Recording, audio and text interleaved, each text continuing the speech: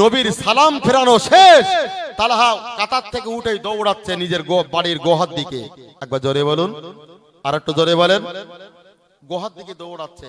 সমস্ত সাহাবীরা তাকিয়ে তাকিয়ে দেখছে। নবী তখন তাকিয়ে দেখে বলছে, ও আমার সাহাবীরা, তালহা নামাজ শেষ করে দোয়া না করে দৌড়ায় কেন? বলে, ইয়া রাসূলুল্লাহ, আপনি জানেন না? আল্লাহর বান্দা মনে রাখো, আল্লাহর নবীর সাহাবী হযরত তালহা রাদিয়াল্লাহু আনহু ওই মসজিদ নববীতে নবীর পেছনে 2 রাকাত নামাজটা আদায় করলেন। ওই নবীর পেছনে নামাজটা আদায় করে নিয়ে এবার তালহা রাদিয়াল্লাহু আনহু নবীর পেছনে দোয়া না করে দৌড়াতে দৌড়াতে নিজের গুহার ভিতরে ঢুকে পড়লেন। আল্লাহর বান্দা, আপনি মনে রাখুন, আল্লাহর নবী দোজার বাচ্চা হাবিবুল্লাহ জনাবে মুহাম্মদুর রাসূলুল্লাহ সাল্লাল্লাহু আলাইহি ওয়াসাল্লাম এবার দোয়া শেষ করে নিয়ে আল্লাহর নবীর সাহাবীদেরকে সঙ্গে নিয়ে ওই তালহার পানির দিকে গুহার মুখে দিকে ছুটতে শুরু করলেন। আল্লাহ নবী আমার নবীর সাহাবীদেরকে নিয়ে ওই তালহার গুহার সামনে গিয়ে সালাম প্রদান করে করে সালামের কোনো উত্তর এলো না। দ্বিতীয়বার নবী আমার সালাম দিলেন, সালামের কোনো উত্তর এলো না। আল্লাহ নবী আবার তৃতীয়বার সালাম দিলেন, তবুও সালামের উত্তরটা এলো না। নবীর সাহাবী নবী আবার সাহাবীদের নিয়ে এবার ফিরে চলে যাবেন। এমত অবস্থাতে গুহার ভিতর থেকে উত্তর বেরিয়ে আসে, ওয়ালাইকুম আসসালাম ইয়া রাসূলুল্লাহ ইয়া হাবিবাল্লাহ হুজুর। জোরে বলুন সুবহানাল্লাহ, আরেকটু জোরে বলুন। সালাম দিলেন, উত্তর নেই। তৃতীয়বার যেই নবী ফিরেছেন চলে যাবেন, এবার গুহার ভিতর থেকে ওয়ালাইকুম আসসালাম ইয়া রাসূলুল্লাহ ইয়া হাবিবাল্লাহ হুজুর, আমি এখানে উপস্থিত রয়েছি। আবু হযরত তালহা রাদিয়াল্লাহু আনহু গুহার ভিতর থেকে বেরিয়ে এলেন। এসে বলতে, তালহা, আমি নবী মসজিদ নববীতে নামাজ পড়াই, দোয়া না করে চলে আসো, ব্যাপারটা কি? আর গুহার মুখে এসে সালাম দিলাম, প্রথমবার উত্তর পেলাম না, দ্বিতীয়বার উত্তর পেলাম না, তৃতীয়বার অনেক বিলম্ব করে আমি সালামের উত্তরটা পেলাম। ও তালহা, কি ব্যাপার? কি অসহায় তোমার? কি অসুবিধা তোমার? আমি নবী, আমাকে বলো। আজকের ওই রকম অভাব যদি আজকের বর্তমান আমাদের থাকতো না, নামাজ পড়া তো দূরেই যাক, ইসলাম ধর্মই মানতাম না, বেরিয়ে চলে যেতাম। আল্লাহ মনে রাখো, আল্লাহ নবী আমার দোজার বাচ্চা হাবিবুল্লাহ জনাবে মুহাম্মদুর রাসূলুল্লাহ সাল্লাল্লাহু আলাইহি ওয়াসাল্লাম বললেন, ও তালহা, আমি দিনের নবী মুহাম্মদুর রাসূলুল্লাহ বলে দিলাম, ওই মসজিদ নববীতে আমার পেছনে 2 রাকাত নামাজটা আদায় করে নিয়ে দোয়া করে চলে আসো। এই ঘর ভিতরে প্রবেশ করলে, ও বাবা তালহা, তুমি মনে নাও, প্রথমবার সালামের উত্তর দিলে না, দ্বিতীয়বার সালামের উত্তর দিলে না, তৃতীয়বার সালামের উত্তরটা বিলম্ব করে দিলে। ওই সময়তে তালহা রাদিয়াল্লাহু আনহু এত কাল্লা সেই দিল কাঁদতে শুরু করলেন। আল্লাহর নবীর সামনে বাচ্চা ছেলের মতো কাঁদেন, বাচ্চা ছেলের মতো ডুকরে কেঁদে উঠলেন। আর আল্লাহ নবীর সামনে দাঁড়িয়ে বললেন, ইয়া রাসূলুল্লাহ ইয়া হাবিবাল্লাহ হুজুর, তাহলে আমার ইতিহাস, আমার জীবনের এই ইতিহাস আমার আল্লাহর কোন বান্দা বান্দিরা জানে না। ইয়া রাসূলুল্লাহ ইয়া হাবিবাল্লাহ হুজুর, আমার আপনার কোন সাহাবীরা পর্যন্ত জানে না। ইয়া রাসূলুল্লাহ ইয়া হাবিবাল্লাহ হুজুর, ওই ঘর ভিতরে আমি এই মসজিদ নববীতে ওই নামাজটা যাই না শেষ করে দেন, আমি দৌড়ে দৌড়ে গুহার ভিতরে চলে যাই। এখনো ফজরের নামাজের রক্ত বাকি রয়েছে। আমাদের স্বামী স্ত্রী এই গুহার ভেতরে বসবাস করি, আমাদের স্বামী স্ত্রী একটাই মাস্তর বস্ত্র। জোরে বলুন সুবহানাল্লাহ। রব্বানির যদি 8টা জামা থাকে তা হবে? আপনার যদি 8টা জামা থাকে তার হবে? তৎকালীন জামা বলতে একটাই বস্ত্র আমাদের স্বামী স্ত্রী দুজনের। ইয়া রাসূলুল্লাহ, তাই মসজিদ নববীতে নামাজটা শেষ করে আবার দৌড়ে চলে যাই। এখনো ফজরের নামাজ রক্ত বাকি রয়েছে, আমি কাপড়টা খুলে দেব, আমার স্ত্রী পরে নামাজ পড়বে। জোরে বলেন, আর একটু জোরে বলেন। আর আমরা নামাজ পড়ে গিয়ে দেখি, বাড়ি গিয়ে দেখি আমাদের গিনিতা ঘুমোচ্ছে নাক ডাকি। এ শালা এত পরিমাণে বোর ভেড়িও নামাজ পড়ি বাড়ি গিয়েও বোরে বলে না, হারা নামাজটা পড়েছিস, নামাজটা পড়, বলে না। মানে এ মনে মনে ভাবে যে আমি একা নামাজ পড়ছি মানে আমি জান্নাতে একা যাবো, একবার মরি দেখ।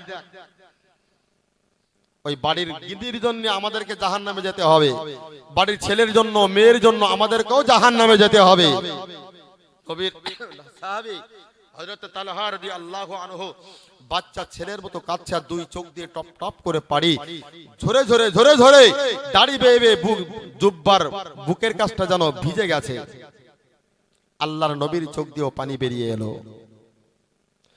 আল্লাহর বান্দা মনে রাখো, আল্লাহর নবী আমার দোজানের বাচ্চা খাইবুল্লাহ জনাবে মুহাম্মদুর রাসূলুল্লাহ সাল্লাল্লাহু আলাইহি ওয়াসাল্লাম বললেন, ও আবু তালহা, ও তালহা, তুমি মনে রাখো আমি প্রায় দিন লক্ষ্য করে দেখি ওই মসজিদ নববী থেকে নামাজ আদায় করে দোয়া না করে দৌড়ে দৌড়ে গুহার ভিতরে চলে যাও। ওই সময় বললেন, ইয়া রাসূলুল্লাহ, ইয়া হাবিবাল্লাহ, হুজুর আপনি যখন প্রথমবার আমাকে সালাম দিয়েছেন ওই সময় আমি উলঙ্গ অবস্থায় বসে রয়েছি। ইয়া রাসূলুল্লাহ, ইয়া হাবিবাল্লাহ, হুজুর আপনি যখন দ্বিতীয়বার সালাম দিয়েছেন ওই গুহার ভিতরে আমি এখনো উলঙ্গ অবস্থায় বসেছিলাম। হুজুর, ইয়া রাসূলুল্লাহ, ইয়া হাবিবাল্লাহ, হুজুর আপনি যখন তৃতীয়বার সালামটা দিয়েছেন আমি তখন ওই স্ত্রী আমার পরনের কাপড়টা খুলে দিল। ওই কাপড়টা আমি আবার পরিধান করে ওই গোয়ার ভিতর থেকে বেরিয়ে সালামের উত্তরটা দিলাম। জোরে বলুন সুবহানাল্লাহ। আল্লাহর বান্দা মনে রাখুন, আতালা রাদিয়াল্লাহু আনহু সেই দিন এত কান্না কাঁদে আর বলে, ইয়া রাসূলুল্লাহ, ইয়া হাবিবাল্লাহ, হুজুর পৃথিবীর কোনো মানুষ জানে না আমরা স্বামী স্ত্রী একটা কাপড়ে এই গোয়ার ভিতরে বসবাস করি। ইয়া রাসূলুল্লাহ, ইয়া হাবিবাল্লাহ, হুজুর তথাপি আমরা এক ওয়াক্ত নামাজ জামাতের সঙ্গে আমি ত্যাগ করি না। জোরে বলুন সুবহানাল্লাহ। তথাপিও একটা ওয়াক্তের নামাজ আমরা ছাড়ি নেই। আজকে স্বামী স্ত্রী একটা কাপড়, আর আমাদের বাড়ির গিন্নিদের বাড়ির শোকেস গুন খুলে দেখবেন কত ডটডন ডটডন শাড়ি সাজানো আছে শোকেসে। এতগুলো শাড়ি শোকেসে সাজানোর পরেও নেই নামাজ। জাতি উন্নতের শিখরে পৌঁছাবে কি করে? তলহা বলছে, ইয়া রাসূলুল্লাহ, শুধু আজকের আপনি জানতে চাইলেন তাই আমি তালহা আপনাকে কিঞ্চিত পরিমাণে বর্ণনা করলাম। আল্লাহ নবীর সাহাবী তালহা রাদিয়াল্লাহু আনহু বলেন, ইয়া রাসূলুল্লাহ, ইয়া হাবিবাল্লাহ, হুজুর শুধু তাই নয়, এই একটা বস্ত্রে যেমন আমি নামাজ পড়তে যাই আমার স্ত্রী উলঙ্গ অবস্থায় গুহার ভিতরে বসে থাকি। ইয়া রাসূলুল্লাহ, ইয়া হাবিবাল্লাহ, হুজুর ওই কাপড় আমার স্ত্রী খুলে দেয়, ওটা পরে আমি নামাজ পড়তে যাই। আমি মসজিদ নববী থেকে নামাজ পড়ে এসে আমি যখন উলঙ্গ অবস্থা হয়ে ওই কাপড়টা আমি খুলে দিয়ে আমার স্ত্রী তখন ওই না কাপড়টা পরে নামাজ আদায় করে নাই। আল্লাহর বান্দা আপনি মনে রাখুন, আল্লাহর নবীর সাহাবী তালহা বলেন, ইয়া রাসূলুল্লাহ, ইয়া হাবিবাল্লাহ, হুজুর শুধু তাই নয় আমার স্ত্রী আর আমি এই গুহার ভেতরে বাস করি। ইয়া রাসূলুল্লাহ, ইয়া হাবিবাল্লাহ, হুজুর আমরা আমার স্ত্রী যেমন এক সপ্তাহ অনাহারে, আমি তালহা এক সপ্তাহ অনাহারে রয়েছে, কেবলমাত্র বীরে মাউনার পানি খাই। ইয়া রাসূলুল্লাহ, ইয়া হাবিবাল্লাহ, হুজুর এই মক্কার জমিনে, মক্কা মদিনার আরব জাহানের জমিনে কোন ইহুদি আমাদের কাজ দিতে যায় না। ইয়া রাসূলুল্লাহ, ইয়া হাবিবাল্লাহ, হুজুর কোন ইহুদি বেঈমানেরা তারা আমাদের কোন কাজ দিতে যায় না। ইয়া রাসূলুল্লাহ, ইয়া হাবিবাল্লাহ, হুজুর তাই আমরা খোদার জল ধরলা সহ্য করতে পারি না।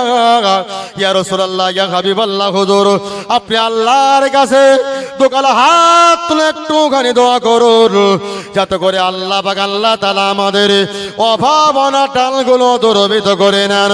ওই সময়তে দিনের নবী মুহাম্মদুর রাসূলুল্লাহ সজ্জার করে কেঁদে উঠেছেন।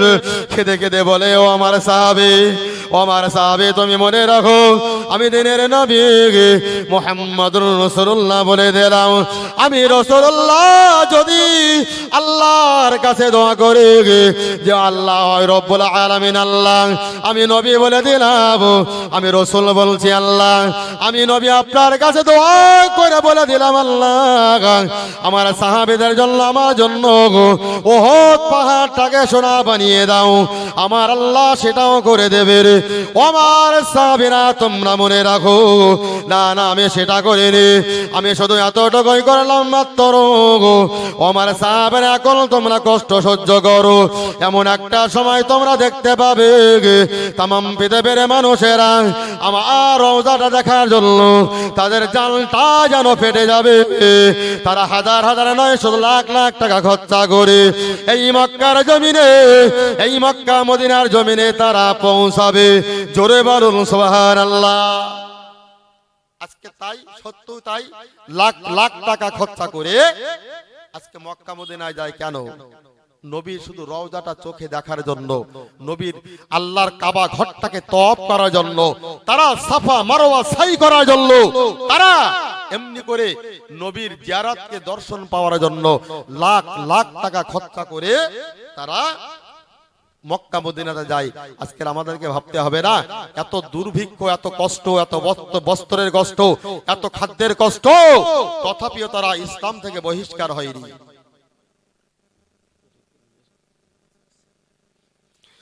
যাই হোক, আমাদেরকে আজকে ভাবতে হবে সেই নবীর মহব্বতটা যদি রাখতে পারি, নবীর সাহাবীদের পেটে কম থাকতে পারে কিন্তু তাদের অন্তরে নবীর ভালোবাসায় তাদের পেটটা ভরেছিল। জোরে বলা যাবে সুবহানাল্লাহ। আল্লাহর বান্দা মনে রাখো, আল্লাহর নবীর সাহাবী হযরত তালহা রাদিয়াল্লাহু আনহু ওই সময়তে আল্লাহ নবীকে বললেন, ইয়া রাসূলুল্লাহ, ইয়া হাবিবাল্লাহ, হুজুর এই জন্য মসজিদ নববীতে আমি নামাজটা কায়েম করে দিয়ে দোয়া না করে আমি দৌড়াতে দৌড়াতে চলে আসি। আল্লাহ নবী ওই সময় বললেন, ওমর সাহাবীরা তোমরা বলে রাখো, আমি দিনের নবী মুহাম্মদুর রাসূলুল্লাহ জানিয়ে দিলাম, তোমরা বাবাকে রয়েছো, আমার তালহার জন্য একটা কাপড় দেবে। ওই সময় আবু বকর বললেন, ইয়া রাসূলুল্লাহ, ইয়া হাবিবাল্লাহ, হুজুর।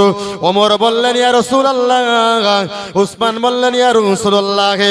হযরত আলী বললেন, আব্দুল্লাহ বিন মাসউদ বললেন, হাজার হাজার সাহাবীরা বললেন, ইয়া রাসূলুল্লাহ, ইয়া হাবিবাল্লাহ, হুজুর। আমি ওই তালহার জন্য একটা নয়, আমার যত বস্ত্র রয়েছে সমস্ত বস্ত্রগুলো আজকে তালহার জন্য দিয়ে দেব।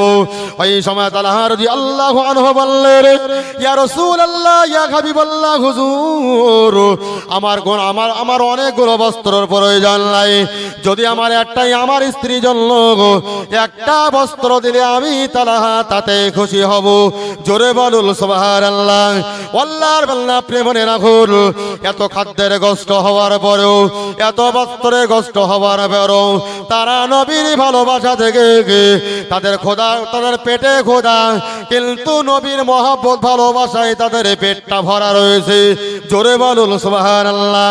আজকের আমাদের আল্লাহ আমাদের খাদ্যের কষ্ট আল্লাহ জানলে, আমাদের আল্লাহ বস্ত্রের কষ্ট জানলে, আমাদের আল্লাহ টাকা পয়সার কষ্ট জানলে, মহান আল্লাহ আমাদের কোনো কষ্ট, আমাদের দুর্ভিক্ষ আল্লাহ জানলে, আমাদের কোনো অভাব আল্লাহ রাখেন কিন্তু মুসলমানের বাচ্চারা নামাজ পড়তে যায় না।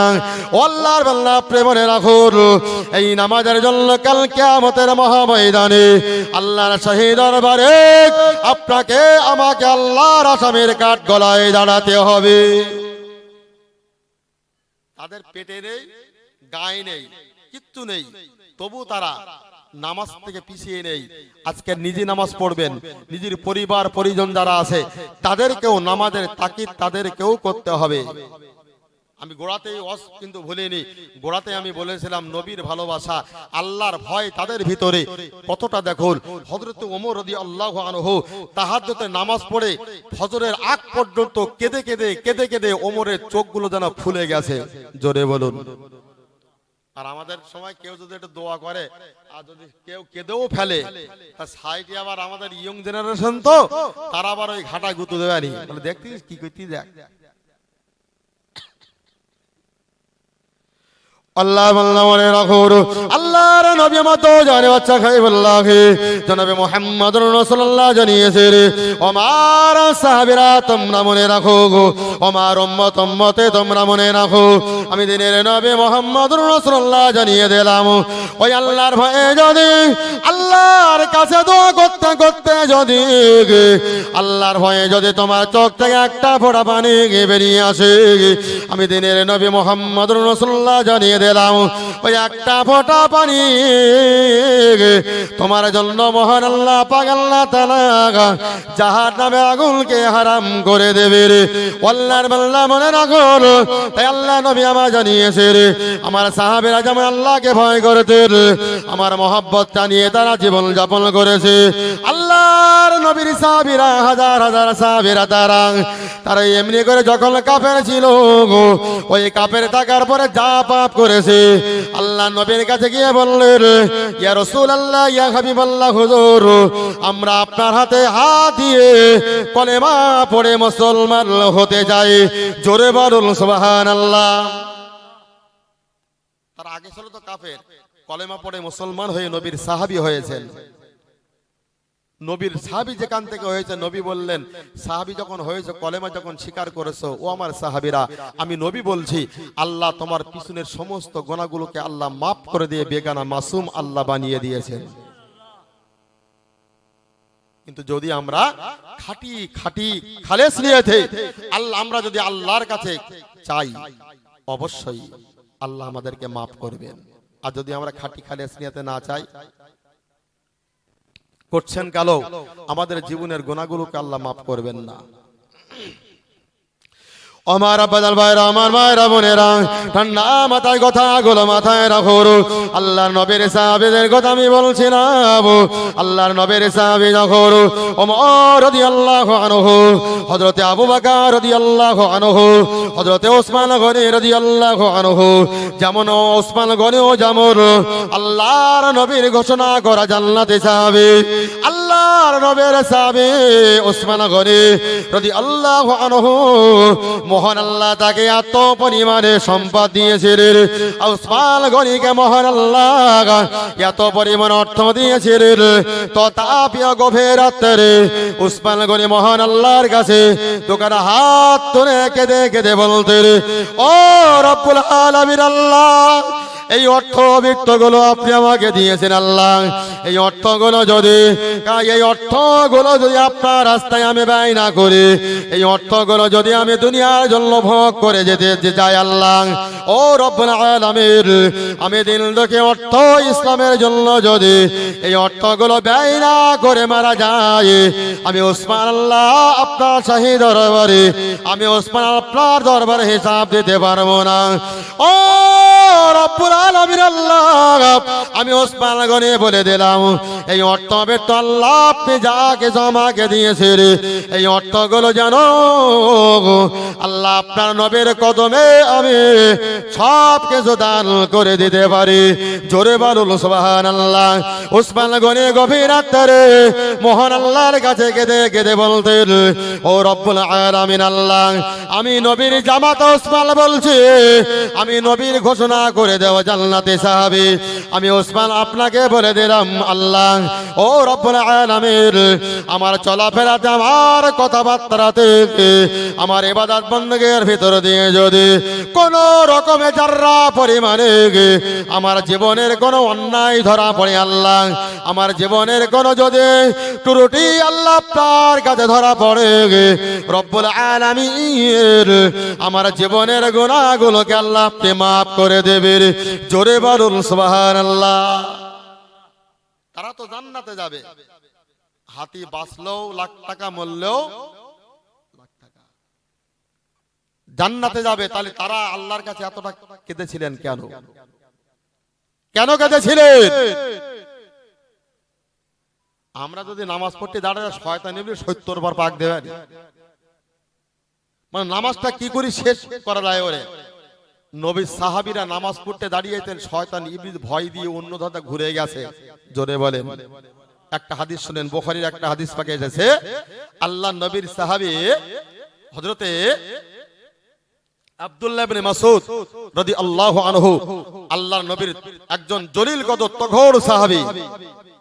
তা আব্দুল্লাহ ইবনে মাসউদ রাদিয়াল্লাহু আনহু মসজিদ নববীতে ঘুমিয়ে আছেন। একবার সুবহানাল্লাহ বলেন। আর একজন নবীর সাহাবী দাঁড়িয়ে দাঁড়িয়ে নামাজ পড়ছে।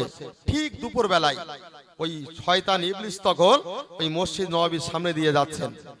তো দেখেই চলে যাচ্ছে, খানিকদূর গিয়ে আবার ফিরে এসেছে। ফিরে এসেই আবার মসজিদের ভিতরে এক পা বাইরে এক পা উঁকি মেরে দেখছে, দেখে থেকে আবার চলে যাচ্ছে। তা আল্লাহর নবী ডাকলেন, এই ইবলিস শোনো। তা বলছে বলুন। ইয়া রাসূলুল্লাহ আপনি বলুন। তা বলছে তুমি চলে যাচ্ছিলে, দেখে আবার ফিরে এলে, আমার মসজিদের ভিতরে এক পা আর বাইরে এক পা উকি ঝুঁকি মেরে কিছুক্ষণ পরে চিন্তা ভাবনা করে চলে যাচ্ছ মানে? বলছে হুজুর বিয়াদবি নেবেন না, আপনার একজন সাহাবী দাঁড়িয়ে দাঁড়িয়ে নামাজ পড়ছে, আর একজন সাহাবী দেখলাম ঘুমিয়ে আছে। আমি মনে মনে চিন্তা করলাম যে সাহাবীটা দাঁড়িয়ে দাঁড়িয়ে নামাজ পড়ছে ওই সাহাবীটার নামাজের একটু ব্যাঘাতটা ঘটিয়ে আসি। ইয়া রাসূলুল্লাহ তাই গিয়েছিলাম, দেখলাম আপনার আব্দুল্লাহ বিন মাসউদ ঘুমিয়ে আছে, ওই আব্দুল্লাহ বিন মাসউদের ভয়ে আমি চলে যাচ্ছি। জোরে বলেন, আর একটু জোরে বলেন। আল্লাহর বান্দা মনে রাখো, আমি আবার বক্তব্যতে করব। আল্লাহর নবীর সাহাবী আব্দুল্লাহ ইবনে মাসউদ রাদিয়াল্লাহু আনহু ওই মসজিদের নববীতে তিনি ঘুমিয়ে আছেন। আল্লাহর নবীর একজন সাহাবী মসজিদের নববীতে দাঁড়িয়ে দাঁড়িয়ে নামাজ পড়ছেন। আল্লাহর বান্দা আপনি মনে রাখো, ইবলিসকে রাসূল যখন ডাকলেন, ও ইবলিস তুমি মনে রাখো, তুমি কেন ওই নামাজের দৃশ্যটা দেখে তুমি আবার কেন চলে যাচ্ছ? ওই সময় ইবলিস বললেন, ইয়া রাসূলুল্লাহ ইয়া হাবিবাল্লাহ হুজুর, আমি আপনার আব্দুল্লাহ ইবনে মাসউদ রাদিয়াল্লাহু আনহু ওই ঘুমিয়ে আছে, আব্দুল্লাহ বিন মাসউদের ভয়ে ভয়ে আমি এখান থেকে চলে যাচ্ছি। আল্লাহর নবী বললেন, ওই না সাহাবী ঘুমিয়ে আছে, ওই ঘুমানো সাহাবীর ভয়ে কেন তুমি চলে যাচ্ছ? ইবলিস ওই সময় বললেন, ইয়া রাসূলুল্লাহ ইয়া হাবিবাল্লাহ হুজুর, আপনার ওই যে সাহাবী নামাজ পড়ছে ওই সাহাবীটা হলো একজন সাধারণতম সাহাবী, একজন সাধারণতম আলেম। ইয়া রাসূলুল্লাহ ইয়া হাবিবাল্লাহ হুজুর, আর আপনার যে সাহাবীটা ঘুমিয়ে আছে আব্দুল্লাহ বিন মাসউদ, ওই সাহাবীটা হলো একটা ফিকা তত্ত্ববিদ আলেম। জোরে বলুন সুবহানাল্লাহ। তাই নবী বললেন, ফকিহুর ওয়াহিদুর আসাদু আলা শাইতান মিন আলফি আবেদের, 1000 মানুষের আবেদ মানুষের গুমরাহ করা শয়তানের পক্ষে অত্যন্ত সহজ, কিন্তু একটা ফিকা তত্ত্ববিদ আলেমকে শয়তানের পক্ষে গুমরাহ করা অত্যন্ত কঠিন। জোরে বলুন সুবহানাল্লাহ। যাই বা হোক, আমাদেরকে নবীর ভালোবাসা, নবীর মহব্বত, আল্লাহর ভয় আমাদেরকে রাখতে হবে। নবীর সাহাবীরা তারা যেভাবে জীবন অতিবাহিত করেছে, নবীর সাহাবীদের রাস্তাগুলো ধরুন, দেখবেন একদিন না একদিন জীবন অতিবাহিত হবে, জীবন পরিবর্তন হবে ইনশাআল্লাহ। আর আমরা এখনো যারা 5 ওয়াক্ত নামাজি হতে পারিনি, মনে মনে নিয়ত করুন, ভাই আজকে মারা যাবেন, কালকের আপনার মাটি হবে। তা যদি জিজ্ঞাসা করতো অমুক ছলির মধ্যে কবে মারা গেছে, বলে আজ 2 দিন মারা যাবেন, তো সব শেষ। কবর আখিরাতের জিন্দেগিতে আপনার যেতে হবে, সেদিকে খেয়াল রেখে বেশি পরিমাণে ইবাদত বন্দেগি করুন। মহান আল্লাহ আমাদের যতদিন বাঁচিয়ে রাখেন, ঈমান ও ইসলামের উপরে আল্লাহ কায়েম রাখুন। সকলে বলুন আল্লাহুম্মা আমিন। উচ্চ আওয়াজে একবার দরুদ শরীফ, আল্লাহুম্মা সাল্লি আলা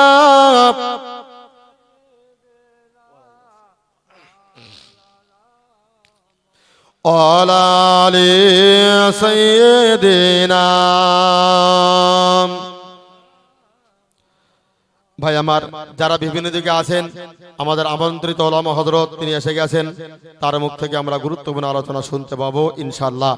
আই আমাদের মাঝে এসেছেন সেই সুদূর সুবিদপুর থেকে হযরত মাওলানা, আমাদের বন্ধুবার হযরত মাওলানা আব্দুর রশিদ সাহেব তিনি এসেছেন, তার মুখ থেকে আমরা গুরুত্বপূর্ণ আলোচনা শুনতে পাবো। যারা মাইকের আওয়াজ পাচ্ছেন বিভিন্ন